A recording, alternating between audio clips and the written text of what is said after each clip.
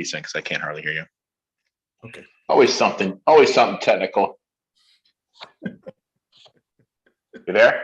Yeah, I'm here. Can you hear me? Okay.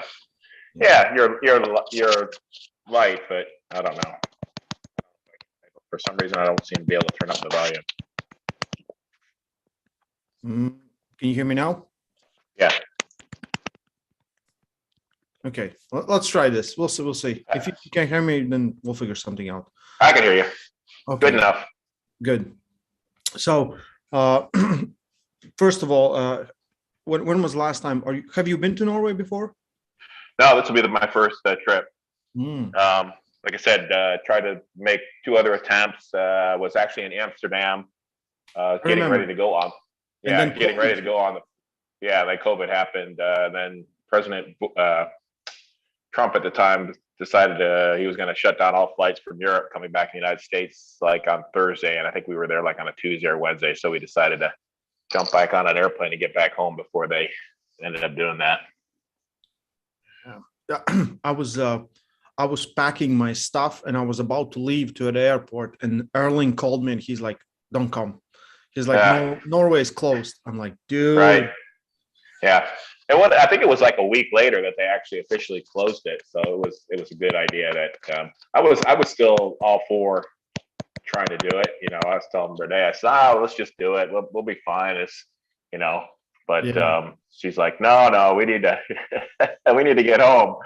And so yeah, it was a right let's call. hope this one works out. You've been having some trips around the world already, so should be fine. Yeah. In fact, I think Norway you don't even need a PCR test or a COVID test to get into it. So we went and got one yesterday just because in case we got stuck in Amsterdam, we'd have one in Amsterdam because I think they still require it to stay there. So, but anyway, so you're going to be there, right? You're making the trip?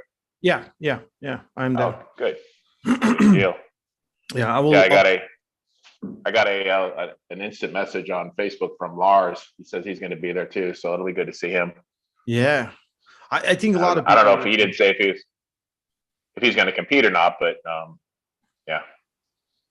I last time I was in Norway was like a month before Hardanger, the 2020, and he was in Viking Arms, and he was thinking about competing somewhere else, like in Arnold Classic, and now he's gonna pull. I know in Canada versus Matt Mask. Was it Matt Mask? Oh wow. Okay, so he's in good shape then. I wasn't sure if he'd been arm wrestling still since it's been probably 3-4 years since I've seen him last compete. So I wasn't sure if he was participating in the sport or not anymore.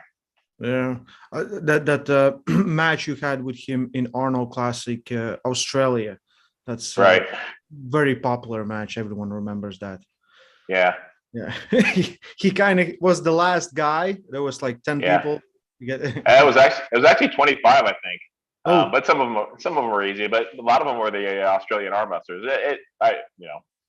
He was definitely strong. I didn't expect that kind of strength from he almost has kind of like a Jerry Caderet flop press. Yeah. He's not messing around with that hand. He just dumps it and just presses in straight away. Presses hard. Yeah. It's painful for most people to do that, but yeah, he's able to pull it off. So yeah, do something consistently and you get better at it. He's one of the most successful. Like there's not a lot of like flop wrist pressers that we know, like good. For me, it's only 2 comes to mind. It's Jerry and him. Right. Like, what is he? He's got to be the best arm wrestler in Norway, right? Is there anybody that's actually gives him a run for his money in Norway? Like he hasn't competed in Norway for quite some time, so I don't know where they rank, but I would guess so. Okay. Yeah. Right. Yeah. We'll see what they bring for the tournament and for everything else. So we'll get to your match a little later, but there's going to be some other super matches. One of the super match, I don't know how much you know about this, but you remember Vlad's the Destroyer? Of course. Yeah. So he will be pulling Vaios. And I don't know. You don't know. Okay. They had like one of the most epic matches ever. There's so much energy in 2018, I think. Okay. And they exchanged wins with left and right, and it was one one of the most craziest matches ever. And we're just happy to see it one more time. I'll send you the video, right? Because it's something like Engin told me. He's like, I don't care about all the other match. He's like, I want to see that. He's like, I watched that video. He's like, that's pure arm wrestling, pure arm wrestling. Right. Yeah. That's surprising because Vlad's super explosive. Normally he gets rid of his opponents pretty quickly. So this kid must have some good. Yeah, he's just explosive. Power. Yeah. No, just as explosive. All right. Yeah. Vaios will be heavier. They're gonna pull both arms. There's some other super matches. Niyazi Kurt, you know Niyazi. Okay. He's coming back and he will face Frode. Oh, okay. With right arm. Which was always a long, drawn out monster defensive nail biter. Yeah. So I'm interested in that match. Like Niyazi hasn't been competing for 11 years. He's been just a president of federation doing all the work, with Turkish arm wrestling. But from what like I have seen him on practice table, he still looks so dangerous. And, that match is very interesting for me. But so you will face Engin. If you look around the community and if you ask even Engin, he's like, I don't think I can beat John. And how do you feel about that match? Do you? I think he's going to have a good chance. I told him in Turkey that I didn't mean to disrespect him by telling him this, but I told him in our match, I'm obviously taking him very serious. I'm taking arm wrestling very seriously again, but I have so many super matches coming up that I really didn't want to stop my training and rest like I typically would for a big super match. So I told him I'm going to be coming into this match. I actually arm wrestled Saturday, and I've been training. Been doing the Todd Hutchins thing, training almost every day. So there's a good possibility I'm going to be somewhat broke down. And if he's super sharp and on his game, there's definitely a good possibility he's gonna cause some trouble for me. I don't be surprised if you end up whacking me, and I plead for some mercy because I'm a little sore, a little tender. I've been using these handles that I've never really trained with, so some of the muscles and tendons are not definitely they're not used to it. They're a little inflamed. My shoulder's been kind of bothering me at night, so I know I've been getting good work. I've been training harder, all around more than I have in a long time. So we'll have to see. Either I'm going to be so super strong because I'm so trained so well, or there's going to be some soreness, and it's going to take me a match or two to warm up. I know for sure I'm going to take some extra ibuprofen come Saturday morning because I have a feeling I'm going to be still a little sore. So we'll see. But Engin, just air pulling with him in Turkey, he's got that short arm, strong hand and forearm, and good pronation. I can see it being, a problem to try to reel him in. But he's a smaller guy, so I shouldn't have such a problem dealing with the height thing. I'm assuming he's probably going to feel somewhat. Hopefully, he's not going to feel too much stronger than Haji. And if that's the case, I feel like I can control the match. But I have a feeling he's going to put a little bit of a shock to my upper arm, especially that first match. If he's brave enough to hit as hard as he can. Yeah, I think the Engin is the most dangerous in that first match. Like his pronator, it's in the hand, it stays locked, and he can hit to the side real fast. The only thing I would really want to see is, you've been watching Engin pull, and he gets in the zone, and he's the rage. He's like personified rage. And we talk, and he's like, I don't know, I'm pulling John, and he he's such a fan that he's like, I cannot get there in my mind. I'm like, please get there. We want that. Yeah. And you would love that as well, I think. Yeah. No, I'm, this isn't life or death. This is in my mind. I'm approaching this as, obviously a competitive match. I want to show him that, I'm the old John still a little bit, but I won't be hugely disappointed if it ends up being a, one way or the other, or even a, close grinder. In fact, I'm kind of hoping that it ends up being kind of a grinder. I told him I appreciate just a good, nice, long, hard workout match. Yeah. That ended either way. So there's no pressure. I don't think there's any pressure on, with him either. I think he feels like he's kind of, obviously going to go into it, with his best intentions. But it's not like, like a semi truck's being given away or anything like that. So it's kind of a most borderline exhibition match. I mean, serious, but fun. Yeah. For me, if I wouldn't be there, I would still, buy the pay-per-view, watch it, because I think it's one of those matches we've been talking about, and why would not we have this match? Why not? In arm wrestling, I think there's so many people that when they say like you should not be having this match, I will understand when they say you should not be having this match for the championship, but you should still be having this match. You know what I mean? Yeah. Yeah, no, Engin's definitely gotten bigger and stronger. And to be honest, I can't really follow him that much. I didn't really know how good his competitor was when he ended up kind of hurting his bicep there. But yeah, no, he's right up there, right? I mean, he's dangerous to anybody, under 200 pounds or around that 200-pound weight class. So, yeah, I won't be surprised. I mean, Corey Miller ended up shocking my arm at the John Brzenk tournament up at Bob's tournament. In fact, I think he was the one that pulled me the best at that tournament. So I know the little guys can hit hard. That's perfect segue. We go into the next one. So in 5 weeks, me and Giannis were going to Arizona. Oh, okay. And we will have some super matches. And Giannis is pulling Corey. Oh, he's dangerous. He doesn't look like much, but he is so dangerous, so explosive. Giannis, obviously, I think he has the endurance.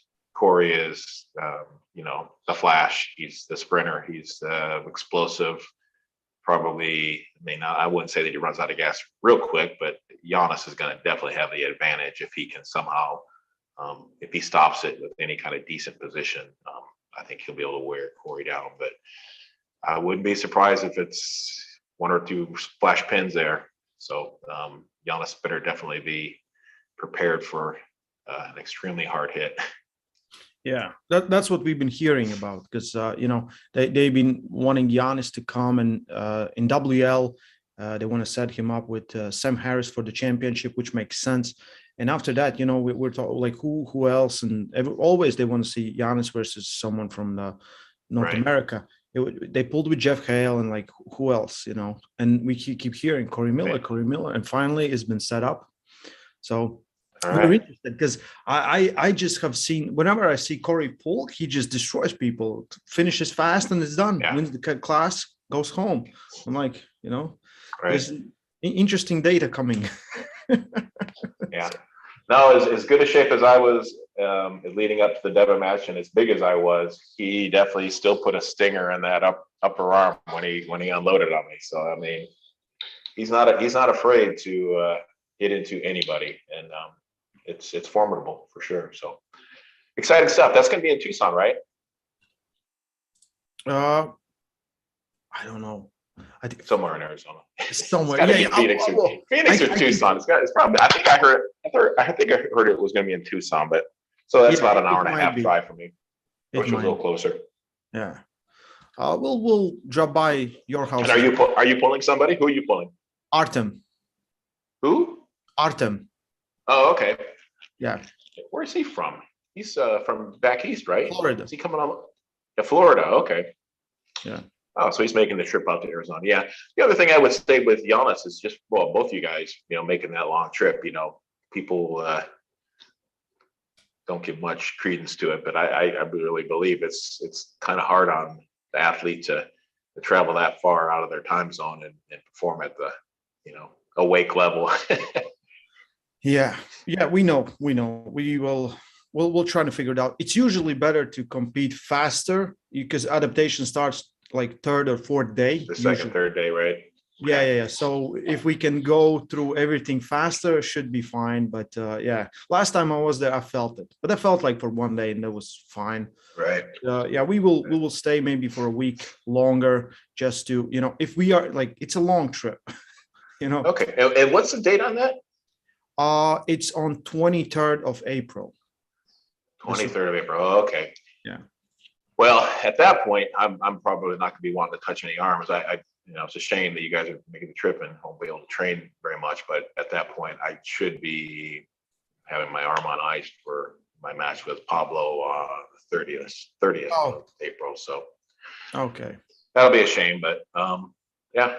Well, hey, we will be in Norway very soon. So right. No, we're definitely going to get a lot of pulling in Norway. Yeah. Well, we should be fine. I'm happy to go there. Like last time I was there, it was in Arizona, and it was 2019 before all the mess started. It was really fun, pulling and everything else. You have a direct flight to Norway? Do you have to fly through somewhere? No, we have direct flight. It's nice. For us, it's but it's Oslo and then to the Bergen, so it's like 5 hours total with planes. Should be. How long are you staying in Norway? When are you leaving? I'm planning on leaving on Monday. Monday. Okay, so you arrive on Wednesday, I guess. Yeah. Yeah, Wednesday. Yeah, we're gonna leave tomorrow and be there Wednesday afternoon. So. No, Norway is my favorite place ever. Yeah, I've seen some of the pictures. They look incredible. It's amazing. It's like everything is so chill. People are chill. Yeah, everything's fine there. And I'm always impressed by mountains. So living in Salt Lake, I appreciate the big majestic mountains. So that'll be cool to see some new. The Hardanger, the place where we're gonna be, it's it was just epic. We were a little further last year. It was in a different city, but pretty close. It's crazy. It just looks, we took a boat trip on those fjords, between like those. It's kind of a river. I don't know if it's a river or something, but you see a mountain, and mountain is like I don't know, close to a mile long.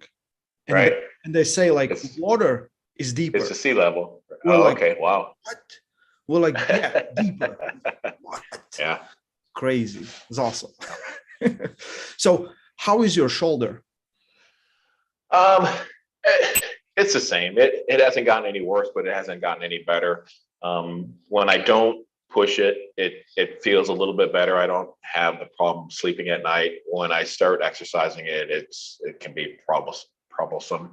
I ended up in the last couple of nights of getting up like 1 or 2 in the morning and taking some ibuprofen just so I could sleep. So it's nothing is damaged any more than it is. It's just it just gets achy, throbby, just inflamed from the use. But like I said, I've been trying to work it every day. So I'm purposely doing it to myself. So but hopefully eventually I'm going to wake up one of these mornings and have it be more stable and stronger. I definitely think it's stronger. It's just that it's causing the inflammation though, but oh well.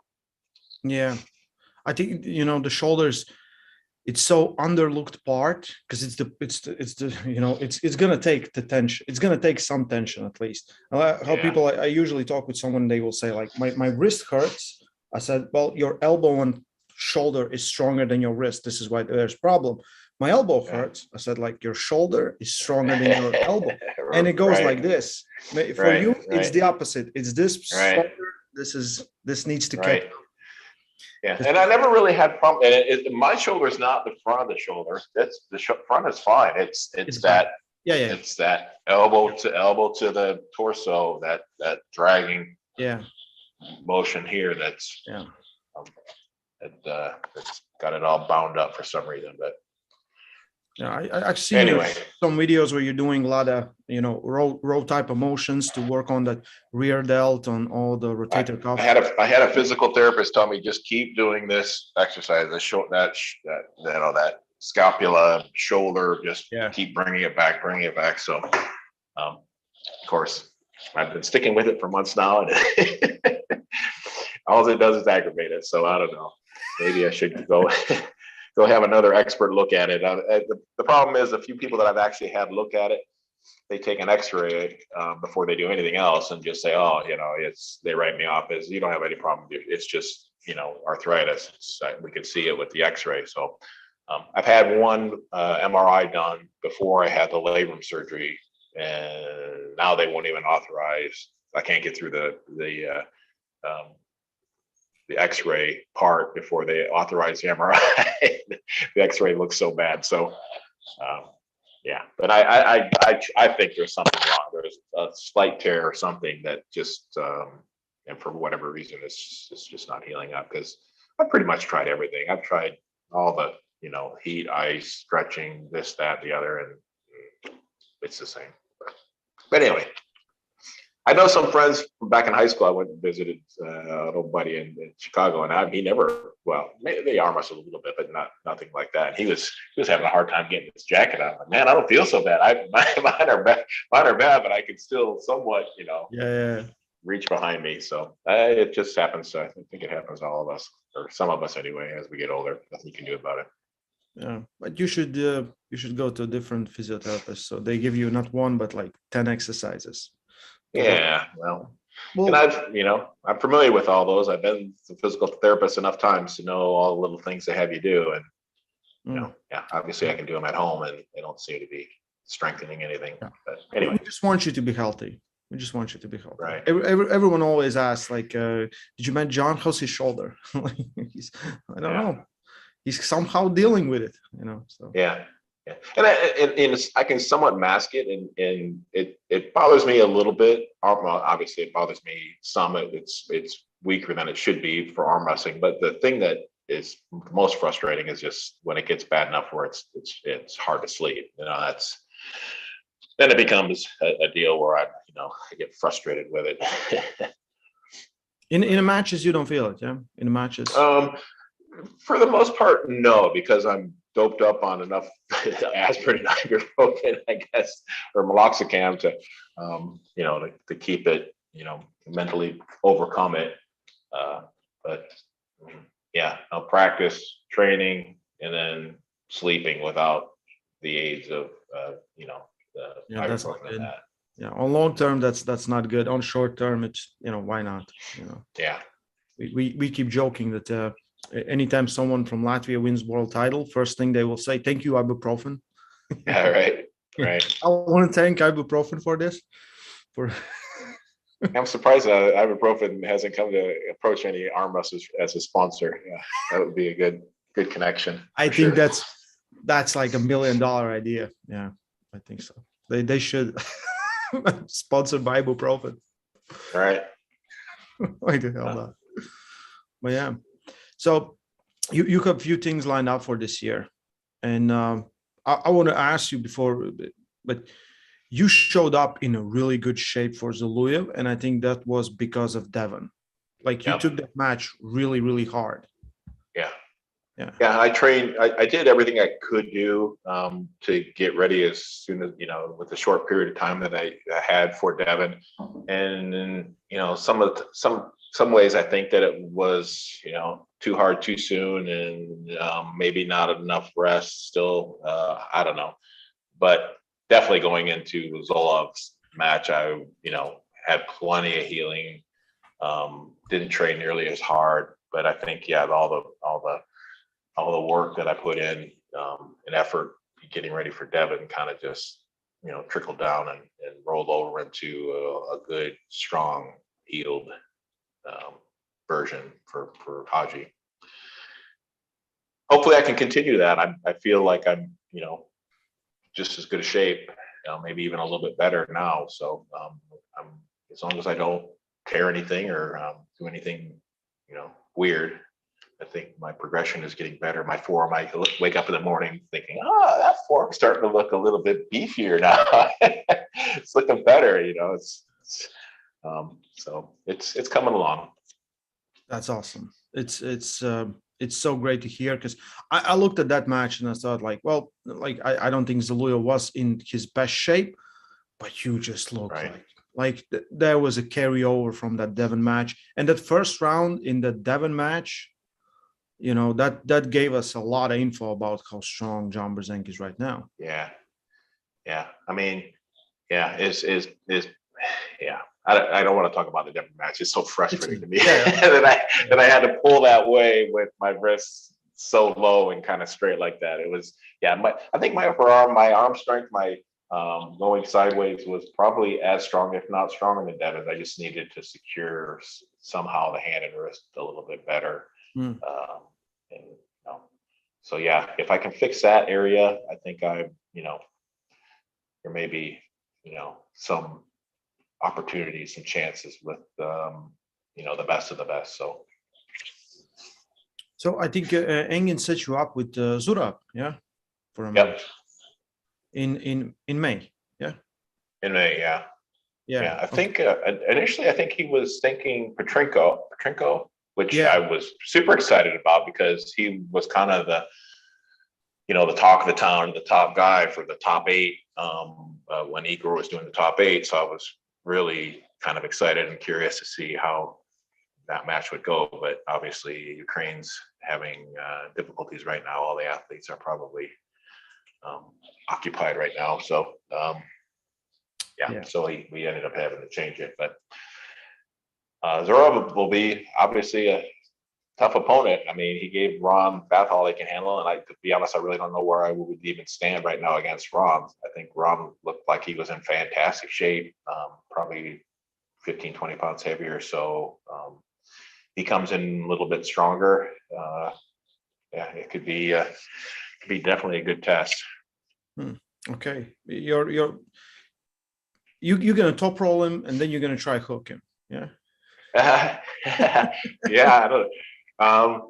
It just depends if the top roll goes pretty easy, then obviously then I would be curious to see if I could outlast him in a hook. But that's kind of always the fun with the super matches. As long as there's no money being bet, I'm always up for taking some chances. And it's like I said, it's not, it's not a situation where it's all or nothing and you gotta win everything. And but I'd be curious to see if I could hang there with him in a hook for a little while.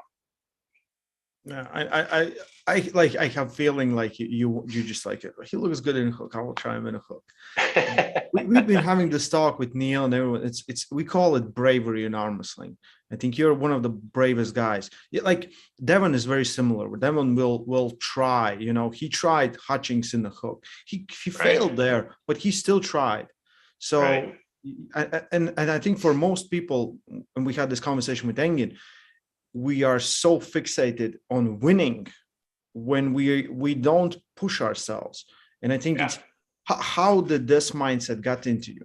Because you like looking throughout your career, you're like, well, if there's a chance to test myself, I will test myself. Right. Yeah. Well, there's different forms to me of winning. I mean, winning the battle of just in my mind, the curiousness of my, of what I can achieve, from all directions is a bigger win sometimes than just, the win on the scorecard. So to me, I approach it a little different, I guess, and just trying to get as many, notches on the belt. Sometimes it's a bigger victory to know exactly where I stand in all the different angles and directions of my opponents.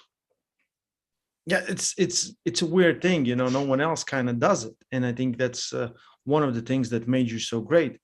We talked with Todd Hutchings, and Todd said that when you guys practice together, he said everyone goes home from the practice thinking they can beat John Brzenk. Because you would go in positions where they are strong and you're kind of struggling there just to get yourself up to that level to be able to beat them. Was that behind it?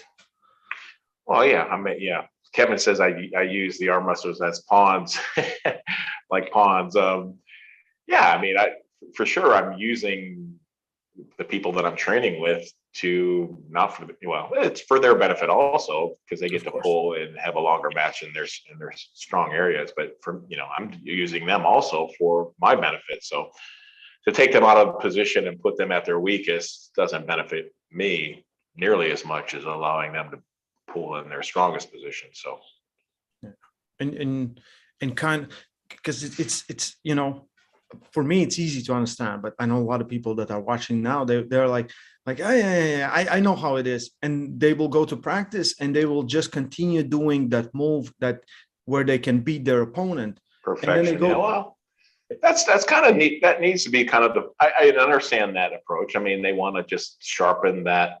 They want to do that 10,000 rep of that same kick. So that's their super, effective killer move. Yeah. But once you've gotten that and you've realized, okay, I've trained that 10,000 times now, and I'm not getting any better at it, then it's time to move on and try to get better and do the 10,000 reps on the other move in the other directions. Yeah.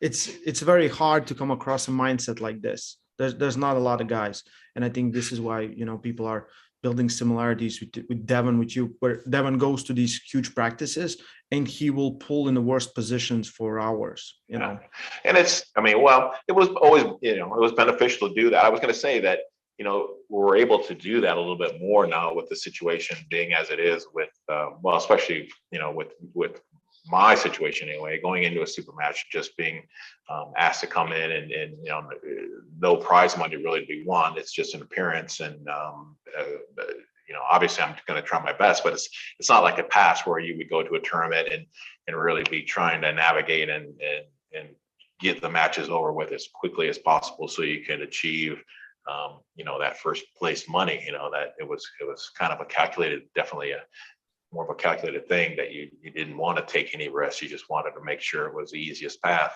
But for super matches, I mean, it's fun to explore. Yeah, I agree. Going to Arm Wars for a few times, and you kind of learn that Arm Wars loves that, and it makes sense to do it, to test yourself out, because you can win in less than 6 seconds, 6 rounds, without giving audience, yourself, or anyone else anything. You didn't take anything from that experience. But when you're like, well, let's see where this guy is strong. Maybe I struggle there. Maybe I need to improve there, and maybe we will have amazing match or amazing round. Right. That's satisfying for both guys. I actually proposed to Neil and he rejected it, but I was like, yeah, for this 6-round match thing, we should have like 2 matches starting straight up, 2 matches starting in a hook, and you have to stay in a hook, and then maybe 2 matches optional, or starting the strap or something, some variations to allow the spectators to really know, the full capabilities of the 2 competitors in all the different areas. So, but he was like, no, that'll never work. That's kind of, that's too complicated. But to me, it seemed like it was. If I have seen with 2 guys, they're set in a hook and they hear ready go, and both of them does top roll, top roll straight away. Boom. Right. Well, yeah. Well, that like when you that, and that would be another, I guess, rule set. You could start on the hook and also be able to roll from the hook, but then maybe have one match where it's a hook and you have to finish in a hook. I mean, I think those different variations would make arm wrestling a little bit more exciting for the spectator to be able to get to see the outcome of all the different techniques, instead of just the one guy blasting the other guy with his best move. How do you feel about all the it's a fame, arm wrestling fame? 20 years ago it wasn't possible. Like maybe 20 people maybe from some place knew who John Brzenk is, in any given city. Right now it's hundreds of thousands of people. They follow arm wrestling, they watch the matches, they send messages. Right. I think that the interest has always been there, especially with the kids. But it's like you say, it's just so easy now to type in arm wrestling on the Google search, and boom, there it is. I mean, you're exposed to it and exposed to a lot of matches and a lot of people that were in the past. You just yes, there was fans out there, there's participants out there. There probably millions of kids arm wrestle on a daily basis, but they just didn't have any real exposure to be able to become a fan and watch it. Yeah, it's so easy now to become a fan. There's so many things going around, and I think you're coming back in arm wrestling is one of the most amazing things ever, because you will not see it any other sport. And we always, arm wrestlers, I can always say, when someone says like, why is there not more people in Latvia that do arm wrestling? Say, because we're special. You have to go to those training sessions. You have to put your arms through it. You have to live through that pain for quite some time. And then you maybe come out as a winner at the end. Right. And now I feel like, you're coming back 57, 58, special, I think. And we see this more and more, where some people will look at this sport like, power lifter, they end their career and they're fucked pretty much, weightlifters, knees, backs, everything, surgery after surgery. And we're kind of like, my shoulder hurts me, but I can do it. Still can beat Zaloyev in a hook. Little minor injuries, but well, I mean, to me, I don't know exactly what it is, but I think it's just that the long-term effects that arm wrestling does to the body with the ligaments and the tendons, those kind of things just don't go away as easily as muscle bellies do, muscle mass as we get older. Yes, the nervous system deteriorates a little bit. We're not quite as explosive and fast, but the basics, that those big tendons, they last a lifetime. I mean, you build them up. I mean, they take forever to acquire, but once you got them, they seem to stick around a long time. So it gives the opportunity for us old guys to bounce back. Yeah, like one of the rare sports where you actually, you build and you have the interest rate later. You keep. Sometimes guys will do a lot of training and they just don't get better. They will take some time off, do some other stuff, come back, amazing. Everything feels. 2 years later, they're out there. They're good arm wrestlers. They don't understand why, because they haven't arm wrestled or they haven't trained for over a year. But yeah, you're right. I mean, I think the benefits that we see, or the arm wrestlers see by continuing to train, aren't normally evident until months and almost years down the road. So it's definitely a long process. Yeah, I just I always try to explain to people when they ask me, like, because it looks sometimes so brutal and it's so fun. I'm like, I love practicing and I love tournaments. Winning or having a great match, it's an orgasm. And in practice, when you're having it with someone, you kind of fooling around pretty much, he did this, I tried to do that, in different positions. It's really fun. Do you feel the same way? That's why I would always preach that, the biggest benefit of the sport of arm wrestling was the camaraderie and getting together with other great, like say arm wrestlers, but they're other fighters and training and just enjoying the sport with all the different characters that would step up to the table. I mean, that was always as enjoyable, if not more enjoyable, than actually competing at tournaments, is that teamwork almost, so to speak, that made you a great arm wrestler. And most people, I think people are realizing it now, that's kind of the key to becoming the best you can be, is having a good support group. Yeah, we keep preaching with Giannis this for quite some time. You need to have a good group of people that have the same goals. Someone is really psycho, that really goes hard, that and everyone needs to follow them. And the stronger the group is, the stronger the individual can get. I believe that wholeheartedly. Yeah. I think we'll finish and I'll see you in Norway. I want to thank everyone who joined us. Link for the pay-per-view is in description. You can go and check it out there. Thank you, John. Thanks, Ray. Good to see you again. We'll see you here in a couple days. Yeah. I'll see you very, very soon.